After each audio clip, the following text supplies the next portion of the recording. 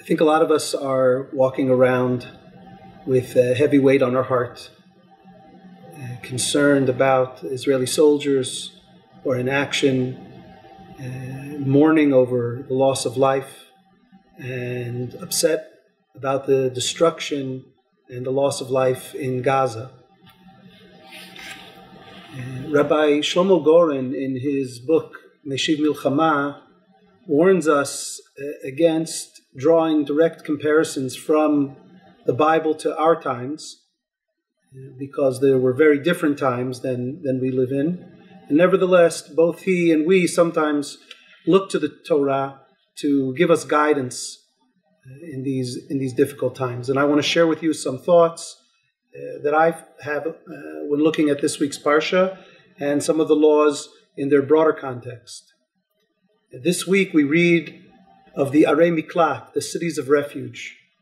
And as Bnei Yisrael are camped on the eastern side of the Jordan, and Moshe is describing all the laws of the inheritance of the land and who will get what, etc., Moshe informs Bnei Yisrael that they need to set up some cities when they come into the land that will be designated for those who have committed manslaughter by accident.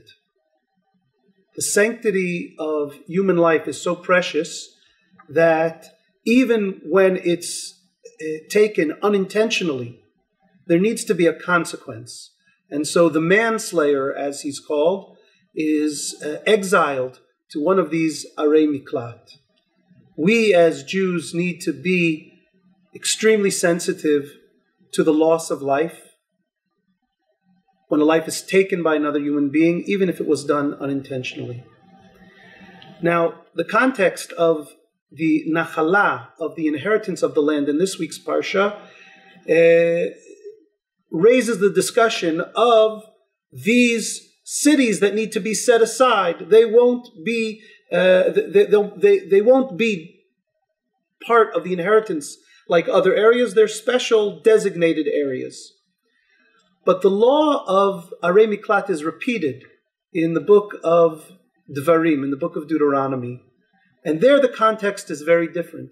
There the context is Dinei Nefashot, the laws that deal with the preserving and the loss of human life in general.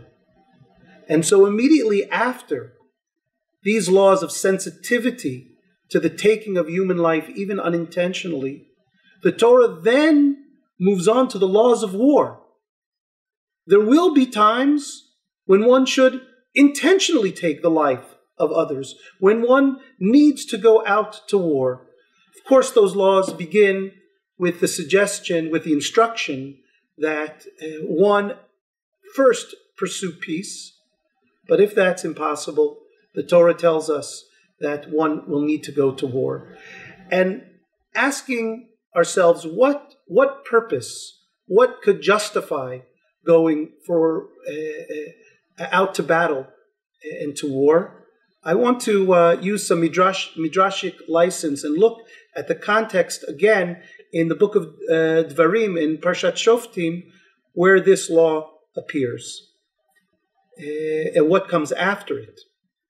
At the very end of Parshat Shoftim, in chapter 21, we read, Ki yimatzeh halal ba'adama, when one finds a corpse, but not just any corpse. A halal is the corpse of someone who's been murdered. And very often, the context where the word halal appears is in the context of a casualty of war. If one finds someone killed in this fashion, there's a whole ritual where the elders of the nearest city have to come out and they sacrifice an egla arufa. They break the neck of a calf, and there's a whole big ceremony. And at the end of the ceremony, they have to say, Yadenu lo shafchu et hadam hazeh. We didn't spill this blood. What's the meaning? Perhaps in the context of Parshat Shoftim, the meaning is the following. The leaders, the zakenim, the elders, the community needs to make sure that its citizens, that its civilians are protected.